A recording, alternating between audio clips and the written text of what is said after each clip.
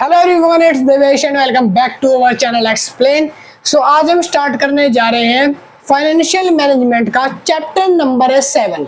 तो भाई chapter number 7 आज हम स्टार्ट करने जा रहे हैं फाइनेंशियल मैनेजमेंट का। ये जो सीरीज बन रही है, तो चाहे आप एसएलडी में हो, चाहे आप रेगुलर में हो, चाहे आप एनसीवे में हो, बस सेमेस्टर 3rd में हो, चाहे आप सेमेस्टर 5 में हो, आपके पास होनी चाहिए फाइनेंशियल मैनेजमेंट। और ये जो सीरीज है भाई आपके लिए एप्लीकेबल आराम से बहुत ज्यादा हो जाएगी। ठीक है, तो आज हम करेंगे इसकी यूनिट नंबर 3rd का। चैप्टर नंबर हमारा 7 है, इसका लेक्चर 7 भी बोल सकते हो, जिसका नाम है financial decision EBIT EPS analyse. ठीक है, तो ईबीआईटी ईपीएस एनालाइज मैंने प्रीवियस 2 लेक्चर में कवर कराया भी था, थोड़ा थोड़ा कराया था। आज हम इसमें थोड़ा सा उससे ज्यादा करने वाले हैं। और अगर किसी को भी इस बुक के फाइनेंशियल मैनेजमेंट के नोट्स चाहिए तो भाई नोट्स रेडी हो चुके हैं, नोट्स बन चुके हैं, फुल फ्लेज नोट्स है जिसमें आपको सारी चीजें शॉर्ट में रिवीजन हो जाएगी और सारे चैप्टर 2 इसमें कवर्ड है, सिर्फ इंग्लिश मीडियम में। ठीक है, हिंदी मीडियम में भी नहीं बने भाई, हिंदी मीडियम में टाइम लगता है, तो इंग्लिश मीडियम में अगर आप कर सकते हो, इंग्लिश मीडियम में बाय करना चाहते हो, तो नोट्स के लिए कॉन्टेक्ट नंबर आपको यहाँ पे दिया हुआ है। आप इस पे नॉर्मली व्हाट्सएप पे मैसेज करो या कॉल करो, आप लिख दो नोट्स मेरे को परचेस करने हैं और मिनिमम अमाउंट देके नोट्स को बाय कर सकते हो। ठीक है भाई, तो आइए स्टार्ट करते हैं हमारा चैप्टर नंबर 7, जिसका नाम है ईबीआईटी और ईपीएस एनालाइज। ये क्या होता है? सबसे पहले आप ये समझोगे कि ये दोनों वर्ड जो लिखे हैं एनालाइज करके, तो इनका मतलब क्या है। तो भाई ईबीआईटी का मतलब क्या होता है, ईबी और ईपीएस का मतलब पहले आप समझो।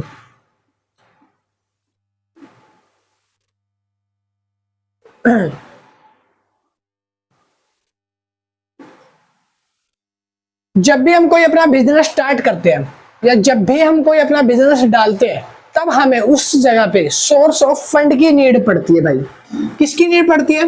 बिजनेस जब भी स्टार्ट करोगे, आप अपनी कंपनी स्टार्ट करोगे, तो वहां पे आपको क्या जरूरत पड़ेगी? Source of fund. मतलब कि आपको चाहिए क्या? चाहिए आपको चाहिए कैपिटल, पैसा, मनी कह सकते हो। ठीक है भाई, आपको क्या चाहिए होता है? पैसा चाहिए होता है। और ना हमने पिछले प्रीवियस लेक्चरों में पढ़ा था, अगर आपने नहीं देखी वो वीडियो तो लिंक डिस्क्रिप्शन में जाके उसको आप देखिए, उसके बाद आप इस पे आइए, वरना ये आपको समझ नहीं आएगा। ठीक है, तो प्रीवियस जो हमारा लेक्चर था जिसमें हमने कैपिटल स्ट्रक्चर पढ़ा था, वहां पे मैंने आपको बताया था कि जो भी हम कैपिटल रेस करते हैं, जो भी हम कंपनी के लिए पैसा रेस करते हैं, कि कहां से किस किस सोर्स से पैसा आएगा, उन सोर्सेज के हमने 2 अंदर पढ़े थे कि उसमें ईबीआईटी और ईपीएस आया था। तो ईबीआईटी मतलब होता है अर्निंग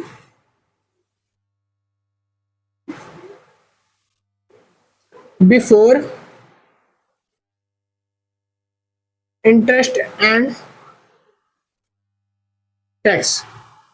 ठीक है भाई, earning before interest and tax. अब हम बात करते हैं ईपीएस क्या होता है। तो ईपीएस मतलब होता है earning per share. Earning per share, एक शेयर से जो पैसा आएगा वो अर्निंग पर शेयर कहलाएगा। साथ ही साथ अगर अर्निंग हो रही है आपकी बिफोर इंटरेस्ट एंड टैक्स, आपने कोई भी पैसा कमाया है कंपनी से, बिजनेस से, किसी भी चीज से, XYZ कोई भी चीज हो सकती है, आपने पैसा कमाया, उस पैसे पर टैक्स नहीं लगाया, बिफोर टैक्स, टैक्स लगने से पहले जो वैल्यू है उसको बोलते हैं ईबीआईटी। समझ गए? और जो हमारी कैपिटल है वो इन दोनों चीजों से बढ़ती है, एक अर्निंग पर शेयर से, एक ईबीआईटी से। तो आज हम इसमें इन्हीं दोनों का एनालाइज करने वाले हैं, बेसिकली इन्हीं दोनों का थोड़ा सा डीप में जाने वाले हैं। तो मीनिंग यहाँ पे अगर मैं आपको बताऊं, फाइनेंशियल डिसीजन लेने वाले, फाइनेंशियल डिसीजन हर बार हम लेते हैं, तो लिखा था financial decision refers to the process by which a company determine how to raise capital. Simple सी लैंग्वेज है, क्या ना, फाइनेंशियल डिसीजन वो डिसीजन है जहां पर एक कंपनी ये डिटरमाइन करती है कि अपनी कैपिटल को कैसे बढ़ाया जाए, अपने पैसे को किस तरीके से कंपनी जो है वो किस तरीके से डिटरमाइन कर सकती है अपनी कैपिटल को। वो प्रोसेस हम जानेंगे कि किस तरह से पैसे को बढ़ाया जाता है। समझ आ गया? बात क्लियर है? आगे लिखा था और फंड टू सपोर्ट, सॉरी ये सपोर्ट है, इसमें यू लगा दिया, SUPPORT। ठीक है भाई, funds to support its operation. और जितने भी इसमें प्रोजेक्ट होते हैं, ऑपरेशन मींस प्रोजेक्ट्स जो भी हमें अभी तक मिले हैं, कंपनी जितने भी प्रोजेक्ट्स बना रही है, तो वो सारे प्रोजेक्ट्स में ऑपरेशन में जो सपोर्ट करता है वो क्या होता है? फंड्स होता है। मैंने अभी आपको बताया था कंपनी को चाहिए होता है सोर्स ऑफ फंड, पैसा चाहिए होता है तभी तो कंपनी आगे रन कर पाएगी, तभी तो कंपनी आगे चलेगी, या फिर आपकी कोई इन्वेस्टमेंट हो, या फिर उसकी वजह से आपकी ग्रोथ होती है। तो इन्वेस्टमेंट में क्या हो सकता है, इन्वेस्टमेंट में हो सकता है आपका कोई जनरल रिजर्व हो, ठीक है, कोई भी आपका लोन हो, कोई भी आपने लोन लिया हो किसी से, ठीक है, शेयर्स वगैरह इशू करके आपको पैसा आया हो। तो ये सारी जो चीजें हैं ये आपके कैपिटल को बढ़ाती है, साथ ही साथ डिसीजन लेने में हेल्प करती है कि कहां से कैपिटल रेज करा जाए कंपनी के लिए, कंपनी के लिए कैसे डिटरमाइन किया जाए। ये लाइन देख रहे हो, determine company capital, how to raise funds, ठीक है, how to raise capital funds. तो ये लाइन आप याद कर लेना। उतारने का टाइम दूंगा भाई, उतार लेना इजीली आराम से, जब मैं जाऊंगा तो आपको सारा उतारना ही है, मैं यहाँ रखने वाला नहीं कुछ भी आपके आगे है। आगे लिखा है constant EBIT and change in finance pattern. अब हम पढ़ेंगे कि जब EBIT earning before interest and tax same रहता है और उसके कारण फाइनेंस पैटर्न में चेंज आता है, मतलब पैसे में उतार चढ़ाव आता है, हम ये पढ़ेंगे। तो भाई पैसों में उतार चढ़ाव कैसे कैसे आता है, earning before interest and tax. तो आपको एक चीज समझा दूं कि जो ये earning before interest and tax है ना, इसमें दो वर्ड पूरे चैप्टर के अंदर भाई बहुत कॉमनली याद कर लो, रट्टा मार लो। यहाँ पे क्या लिखा है, डेब्ट्स और इक्विटी, ये दो वर्ड बता रहा हूं, जहां कुछ भी समझ नहीं आए वहां एक पॉइंट बना देना, mix and debts and equity, mix डेब्ट एंड इक्विटी, या फिर डेब्ट and equity used for source of fund, ठीक है। एक लाइन उस जगह ये बना देना, एक डेब्ट एंड इक्विटी नाम से, आपका पॉइंट टिक हो जाएगा, हमेशा गारंटेड है, लिखवा लो, ठीक है। तो हमने देखा कि जो फाइनेंस पैटर्न है वो कैसे चेंज होता है ईबीआईटी की वजह से। ईबीआईटी में दो वर्ड आते हैं, डेब्ट और इक्विटी। और डेब्ट क्या होता है, डिबेंचर्स होते हैं, और इक्विटी होता है इक्विटी शेयर्स, ठीक है। हम दोनों ही इशू करके कंपनी को फाइनेंस कर सकते हैं, कंपनी का पैसा जो है वो ग्रो कर सकते हैं, कैपिटल को बढ़ा सकते हैं, ठीक है। आगे मैंने लिखा है used for source of fund. मैंने बताया था कंपनी को चलने के लिए सोर्स ऑफ फंड चाहिए होता है। सोर्स ऑफ फंड दो चीजों से आता है, दो तरीके हैं, पहला ईबीआईटी और दूसरा ईपीएस है। और ईबीआईटी के अंदर मैंने बताया कि डेब्ट और इक्विटी जो ऐसे सोर्स ऑफ फंड है जो कैपिटल रेस करेंगे।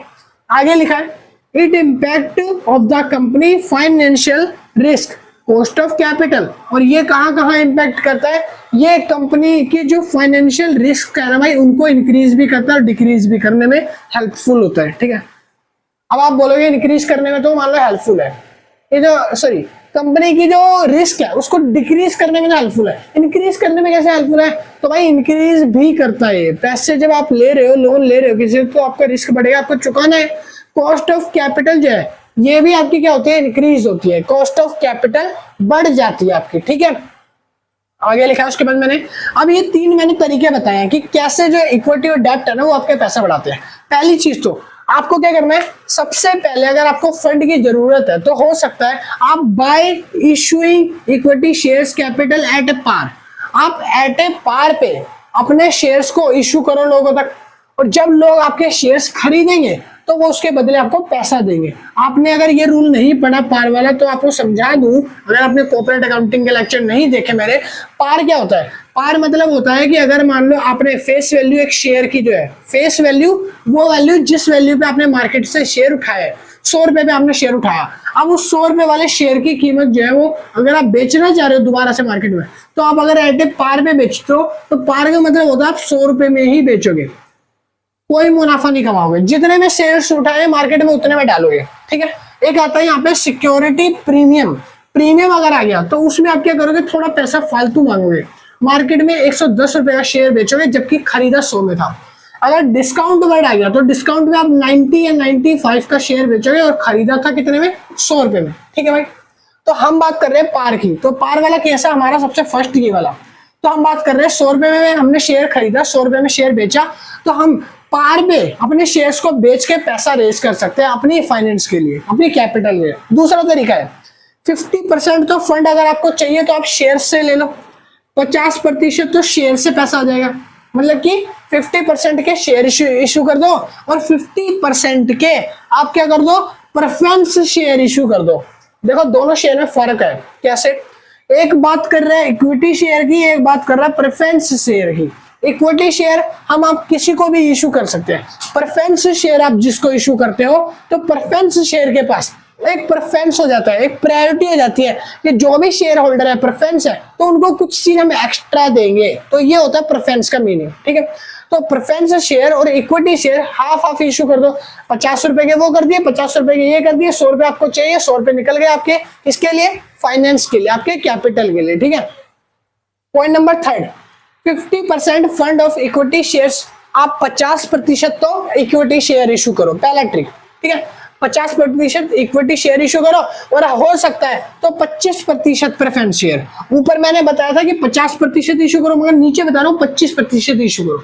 तो कितना हो गया, 50, 25, 75 हो गया, अभी भी 25 रुपए और चाहिए, तो 25 रुपए के आप डिवेंचर्स इशू करो, क्यों ना, एट द रेट जो भी 10% पे 10% पे जो भी डिवेंचर आपके अपडेटेड है तो वो डिवेंचर इशू करो। तो देखो 50%, 25%, 25%, कितना हो गया 100, आपने 100 रुपए, भैया ये क्या है, तो ये ना भाई क्रेडिट होता है, अगर रैंक होता है, ये शेयर्स जो डिवेंचर लगाते हैं ना, डिवेंचर के साथ एक वर्ड आता है हमेशा 10, 8, 9, 7% करके, तो ये इसके साथ ही, ये कोई इसमें जुड़ने वाला चीज नहीं है, ये अलग ही है। ठीक है, हम सिर्फ इनको जोड़ेंगे। तो हमें 100 रुपए चाहिए थे, पहली चीज तो 100 रुपए की इक्विटी इशू कर दो। दूसरा तरीका है कि आप 50 के इक्विटी 50 के प्रेफरेंस इशू करो। तीसरा तरीका है कि 50 के इक्विटी 25 के प्रेफरेंस और 25 के डिवेंचर इशू करो, तो भी पैसा आ जाएगा। चौथा तरीका क्या है, चौथा तरीका ये है कि मैंने मेंशन तो नहीं किया, मगर चौथा तरीका मोस्टली बहुत कम यूज करते हैं। चौथा तरीका ये है कि पूरे के पूरे आप डिवेंचर इशू कर दो, 100 के 100 डिवेंचर्स, मैं बात कर रहा हूँ डिवेंचर्स की, एट द रेट 10% या 9%। ठीक है, आप पूरे 100% डिवेंचर इशू करो, डिवेंचर से पैसा आएगा। ठीक है, अब हम बात कर रहे हैं varying EBI with different pattern. अभी हमने पढ़ा कि कंस्टेंट फैक्टर क्या होते हैं, जो सेम रहते हैं। अब हम पढ़ेंगे varying EBI with different factor. Earning before interest के जो फैक्टर है, अर्निंग बिफोर इंटरेस्ट, टैक्स नहीं है, मैं भूला नहीं हूं यहाँ पे, कहीं सोच रहा मैंने भूल गया और मैंने टी नहीं लगाया, नहीं भाई है ये ईबीआई। तो वेरिंग यहाँ पे लिखा है earning before interest, earning before interest से पहले आप जो पैसा अर्न करते हो, तो उसका तरीका है आप ना डिबेंचर्स को और इक्विटी को मिक्स्ड इशू करो। डिबेंचर्स को और इक्विटी को हम मिक्स इशू करेंगे, मतलब कि एक हो सकता है 70 है, तो एक हो सकता है हमारा 30 है, तो दोनों को मिला के 100 हो जाएगा। एक हो सकता है 40 है और एक हो सकता है 60 है, दोनों को मिला के 100 हो जाएगा। एक हो सकता है हमारा 20 है और एक हो सकता है हमारा 80 है, ठीक है, तो दोनों को मिला के 100 हो जाएगा। तो इस तरह से आप हो सकता है ये इक्विटी इशू करो और ये डिबेंचर इशू करो। डिबेंचर कम इशू करो, वो ज्यादा बेनिफिट है, क्योंकि डिबेंचर जो है कैपिटल को घटाता है, आपकी लोन है जो आपकी लाइबिलिटी है उसको बढ़ाता है। ठीक है, सेकंड तरीका है आपके फाइनेंस के लिए चेंज इन सेल और ऑपरेशनल फैक्टर। आपकी सेल में ऑपरेशनल फैक्टर जो होते हैं उनको चेंज करो। आप सेल को इंक्रीज कब कर सकते हो, जब आपके ऑपरेशनल फैक्टर जो है उनमें चेंजेस आएगा, वो ज्यादा डेवलप होंगे, तो आपकी सेल में जो है वो इंक्रीजमेंट भी देखने को मिलेगा। ठीक है भाई, अब हम बात कर रहे हैं फाइनेंशियल ब्रेक इवन लेवल क्या होता है। ब्रेक इवन लेवल, मैंने बात करी ब्रेक इवन लेवल, इकोनॉमिक्स में बहुत पढ़ा है ब्रेक इवन पॉइंट क्या होता है। जहां पे एक कंज्यूमर जो होता है वो अपने सेटिस्फेक्शन लेवल में पहुंच जाता है, उसको ब्रेक इवन पॉइंट कहते हैं। तो हम पढ़ने वाले हैं इसी तरह ब्रेक इवन लेवल क्या होता है। भाई ब्रेक इवन लेवल भी वही है, ब्रेक इवन जहां संतुष्टि मिल जाए, जहां फंड मिल जाए अच्छा खासा। और फंड कैसे मिलेगा, यहाँ पे लिखा है इन विच ए कंपनी, कोई भी एक कंपनी जिसका टोटल रिवेन्यू बेचने पे जो पैसा आ रहा है, टोटल रिवेन्यू वही होता है, कोई भी चीज, ये मार्कर है, अभी मैं ये आपको बेच रहा हूं तो आप इसके बदले मेरे को पैसा दोगे, तो जब भी मैं कोई चीज बेचूंगा उसका पैसा जो आएगा वो मेरे लिए रिवेन्यू जनरेट करेगा। क्या जनरेट करेगा भाई, रिवेन्यू जनरेट करेगा। चाहे आप अपनी गुड्स में डीलिंग करो, चाहे आप सर्विसेज में डीलिंग करो, वो रिवेन्यू जनरेट करेगा। तो कह रहा है इन विच ए कंपनी, कोई भी कंपनी टोटल रिवेन्यू जिसका इक्वल हो, टोटल रिवेन्यू इक्वल हो किसके, टोटल कॉस्ट के। भाई टोटल कॉस्ट के टोटल रिवेन्यू अगर इक्वल है ना तो वो फाइनेंशियल ब्रेक इवन लेवल कहलाता है। ठीक है, टोटल रिवेन्यू इक्वल हो टोटल कॉस्ट के, तो ये कहलाता है फाइनेंशियल ब्रेक इवन लेवल। समझ आ गया। आगे लिखा है including fixed and variable cost, चाहे आप इसके अंदर फिक्स्ड कॉस्ट इंक्लूड कर लो, जो भी आपकी फिक्स्ड कॉस्ट है, या फिर आप बात करो वेरिएबल की। तो भैया क्या दोनों से रिवेन्यू जनरेट होगा? हाँ भाई, दोनों से ही रिवेन्यू जनरेट होगा, फिक्स्ड से भी टोटल से भी, आप दोनों से रिवेन्यू जनरेट कर सकते हो। ठीक है, आगे लिखा है उसके बाद नेक्स्ट पॉइंट है फाइनेंशियल ब्रेक इवन पॉइंट का फॉर्मूला भी मैंने मेंशन किया है मेंशन किया है यहाँ पे देखिए। पहला है इंटरेस्ट चार्ज प्लस में preference dividend, interest charge plus में प्रेफरेंस डिविडेंड अपॉन में 1 माइनस टी। टी क्या है अब ये बता दो। टी मतलब होता है आपका जो भी टोटल टाइम लगा है, जो टोटल पीरियड लगा है, जितना भी, वो आप नीचे डिवाइड करोगे किसको, इंटरेस्ट चार्ज प्लस में प्रेफरेंस डिविडेंड को। ठीक है, अब हम नीचे बात करते हैं indifference level of EBIT. EBIT के इंडिफरेंस लेवल अभी हमने ऊपर पढ़ा था, देखो कांस्टेंट ईबीआईटी, फिर आया था वेरिंग ईबीआईटी, मतलब ईबीआई हमने पढ़ा था, इंटरेस्ट तो था ना। अब हम पढ़ेंगे इंडिफरेंस लेवल क्या होते हैं, फिर हम पढ़ेंगे शॉर्टफॉल ऑफ ईबीआईटी। ठीक है, दोनों चीज पढ़ेंगे, ईबीआईटी और ईबीआई एनालाइज दो भी है। ठीक है, तो यहाँ पे लिखा है इंडिफरेंस लेवल क्या है। पहला लेवल है आइडेंटिफाई द फाइनेंशियल ऑप्शन। आपको अपने फाइनेंशियल ऑप्शन पहचानने हैं कि जो भी पैसा आपको रेस करने वाले हैं वो ऑप्शन आपको पता होने चाहिए। तो वो कौन से हैं, मैंने बताया था कुछ समझ नहीं आ रहा, थोड़ी देर के लिए मान लो आपको कुछ ऊपर से जा रहा है, सब समझ नहीं आ रहा है, तो उस जगह पे वो वर्ड बताया था जो एक रामबाण है। रामबाण क्या है भाई, मैंने बताया था एक डेप्ट है और एक इक्विटी है, दोनों ही आपके फंड को रेस करने में मदद करते हैं। आप आइडेंटिफाई में लिखोगे ए ऑप्शन डेप्ट फंड सोर्स ऑफ रेस, और सेकंड लिखोगे equity fund source of race. ठीक है, हो गया जी। आगे बताओ कैलकुलेट द इंटरेस्ट एक्सपेंस। आपको इंटरेस्ट एक्सपेंस कैलकुलेट करना है कि इंटरेस्ट कितना आ रहा है, एक्सपेंस कितना है इंटरेस्ट का। ठीक है, इंटरेस्ट पे जो खर्चा जा रहा है आप वो कितना पे कर रहे हो, तभी तो जो भी आप फंड रेस कर रहे हो, आपकी जो फाइनेंसिंग हो रही है, बुक्स आपकी बन रही है, तो आप जब तक खर्चा नहीं बनाओगे कि खर्चा कितना हो रहा है, तब तक आपका प्रॉफिट कैसे पता चलेगा। ठीक है भाई। पॉइंट नंबर थर्ड है calculate the net income.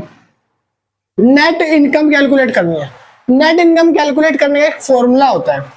Normal अगर आपको जनरल लाइफ का एग्जांपल देके नॉर्मल भाषा में समझाने की कोशिश करूं तो इनकम कैलकुलेट करने का एक फॉर्मूला जो है वो क्या है, फॉर्मूला ये है कि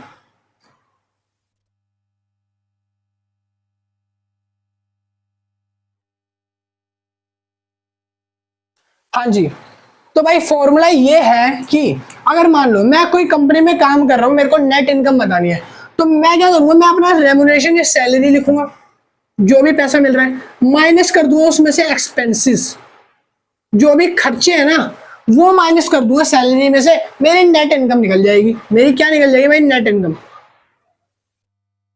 तो सिंपल सा फॉर्मूला है। ठीक है, आप जो भी पैसा कमा रहे हो, जो भी टोटल रेवेन्यू आपको आ रहा है, पैसा बेचने पे कहीं से पैसा आ रहा है, वो पैसा उसमें से माइनस कर दो जो खर्चे आपके द्वारा किए जा रहे हैं, तो आपकी जो है नेट इनकम निकल जाएगी। तो इस तरह से आप फाइनेंस में नेट इनकम कैलकुलेट कर सकते हो। नेक्स्ट पॉइंट है compare the net income. Net income को कंपेयर कैसे करोगे, नेट इनकम आपकी कितनी आई है, तो सिंपल है, आपने जितना भी खर्चा किया है उसकी टोटलिंग कर लो, जो आपने सैलरी में से अपना एक्सपेंस माइनस किया है तो वो आपको निकाल लो। अब सैलरी में से एक्सपेंस माइनस किया तो सैलरी अगर मान लो 10,000 थी और सैलरी में से एक्सपेंस 2,000 चला गया, तो 10,000 में से आप 2,000 माइनस करोगे तो 8,000 रुपए बचेंगे। अब आप अपना खर्चा देख लो कि भाई अलग से मैंने एक्सपेंस कितना किया, खर्चा जो एक्सपेंस टोटल कर लो, 100 रुपए का ये लिया चीनी, 200 रुपए की दाल हो गई, 300 रुपए के चावल हो गए, ऐसे करते करते बाकी जो आपका बचा, जो भी आप अमाउंट बना, 300, 200, 500, 600, तो बचा 7,400 रुपए का। मैंने कोई शैम्पू खरीद लिया, कोई मोबाइल खरीद लिया। अब आपका टोटल कितना हो गया भाई, टोटल कितना हो रहा है, टोटल हो रहा है 8,000। अब आपको एक्सपेंस कैलकुलेट करना है, एक्सपेंस कैलकुलेट कर लो, ऐसे हो जाएगा एक्सपेंस कैलकुलेट। और आपको कंपेयर करना है तो ये देख लो, अभी मेरे पास जो है वो सॉरी 7,000 नहीं, यहाँ पे आपको 2,000 करना है, तो यहाँ पे 1,600 की आपने कोई चीज ले ली जिसकी वजह से ये हो गया आपका 2,000। अब आप देख लो आपके पास 2,000 रुपए कम है, 10,000 इनकम थी, 2,000 कम है, अब 2,000 का हिसाब ये रहा। एक्सपेंस कितना कितना कहाँ करा है, इसको कंपेयर कर सकते हो अपने नेट इनकम को, समझ रहे हो। तो नेट इनकम कंपेयर करने का तरीका आगे है shortfall in EBIT EPS analyse. EBIT और ईपीएस में अगर शॉर्टफॉल हो जाता है, मतलब कि पैसा कम पड़े, तो आप क्या करोगे, सिंपल सी चीजें मैंने बताई। जब भी कोई प्रॉब्लम पड़े तो डेब्ट इक्विटी को घुसा दो, पहली चीज तो डेब्ट इक्विटी नहीं है, पॉइंट याद है तो पॉइंट लिख लो। पॉइंट क्या है, सिंपलिस्टिक अजम्पशंस। इसकी छोटी सी अजम्पशंस होती है। अजम्पशंस ये होती है कि अगर आपको फंड रेस करना है तो फंड रेस करने के लिए आपको अपने डिबेंचर्स इशू करने पड़ेंगे, शेयर्स इशू करने पड़ेंगे, या प्रेफरेंस शेयर वगैरह इशू करने पड़ेंगे, ठीक है। तो ये सिंपल अज्यूम्पशन है। आगे लिखा है इग्नोर रिस्क, जो भी रिस्क हो रहा है, जो भी आगे खर्चे होने वाले हैं उसको हम इग्नोर करके चलेंगे। जो भी खर्चे होने वाले हैं उनको तो हम लिखेंगे बुक में, बट ऐसा वर्बली इग्नोर करके चलेंगे उसको, वैसे तो मेंटेन करनी है, ठीक है। आगे लिखा है ignore the cost of capital, जो भी कॉस्ट ऑफ कैपिटल है किसी भी चीज को बनाने पे या प्रोडक्शन करने पे जो कॉस्ट ऑफ कैपिटल है उसको इग्नोर करके चलोगे जब आपका शॉर्टफॉल हो रहा है। तो इसका कहने का मतलब है शॉर्टफॉल किन कारणों से आता है। तो आपने अगर मान लो कोई भी इग्नोर कर दिया किसी भी रिस्क को, आपने अपने जो कॉस्ट ऑफ कैपिटल उसको इग्नोर करा, उसको मेंटेन नहीं कर रहे हो, तो रिस्क आएगा, आपको पता नहीं चलेगा आपका पैसा जा कहां रहा है। लास्ट पॉइंट है limited the two financing options, limited the two financing options, मतलब कि टू कौन कौन से हैं, तो एक तो है EBIT और दूसरा है हमारा EPS। दोनों को ही अगर आप क्या करके चलोगे, इग्नोर करके चलोगे, तो आपका बिजनेस जो है वो फाइनेंशियली डूब जाएगा, फाइनेंशियली डूब जाएगा, पैसा पता नहीं चलेगा कहाँ जा रहा है कहाँ नहीं, ठीक है। तो ये थे कुछ पॉइंट्स जो आपको मैंने बताए, और भाई चैप्टर बस इतना ही था, चैप्टर ओवर हो गया इस जगह पे। इसके आगे आपकी बुक में इस चैप्टर में कोई ज्यादा खास दिया नहीं था, छोटा सा चैप्टर था EBIT और EPS पे, छोटा सा आपको कंपैरिजन बताना था, छोटा सा आपको डीपली मीनिंग बताना था। तो चैप्टर नंबर 7 खत्म हो गया। वीडियो कैसी लगी कमेंट सेक्शन में कमेंट करके बताना, कैसी लगी, अच्छी लगी, बुरी लगी। कोई अगर आपको कोई सुधार के लिए बोलना है तो भाई वो भी बोल सकते हो, कैमरे वगैरह के लिए मत बोलना, क्योंकि कैमरा वगैरह भाई यही रहेगा, बजट ज्यादा नहीं है अपना, तो ऐसे ही शूट कर रहे हैं, थोड़ी क्वालिटी अच्छी कर लो, हेडफोन्स लगा लो अगर आपको नहीं दिख रहा या फिर कोई प्रॉब्लम हो रही है, आवाज तो क्लियर ही होगी वैसे तो। हाँ, अगर किसी को कोई डाउट है तो कमेंट में ड्रॉप कर देना, और अगर किसी को भी नोट्स बाय करने हैं फाइनेंशियल मैनेजमेंट के, तो नोट्स के लिए कॉन्टेक्ट नंबर आपको ऊपर दिया हुआ है, व्हाट्सएप पे मैसेज करो या कॉल करो, इजीली आप नोट्स को परचेज कर सकते हो मिनिमम अमाउंट देके, हर चीज नोट्स में मिल जाएगी, शॉर्ट में सारे नोट्स कवर करा रखे हैं, सारे चैप्टर। तो वीडियो अच्छी लगी तो like share and subscribe, video को शेयर ज्यादा से ज्यादा करना फ्रेंड्स तक, ताकि उनकी भी हेल्प हो सके एग्जाम्स में। मैं मिलता हूँ नेक्स्ट वीडियो में एक नए लेक्चर के साथ। जानता हूँ भाई, जानता हूँ, उतार लो अभी, उतार लो, अब मैं जा रहा हूँ यहाँ से, अब आप उतार लो। मिलते हैं एक नेक्स्ट वीडियो में, see you, tata, bye bye and thank you, keep watching, bye bye.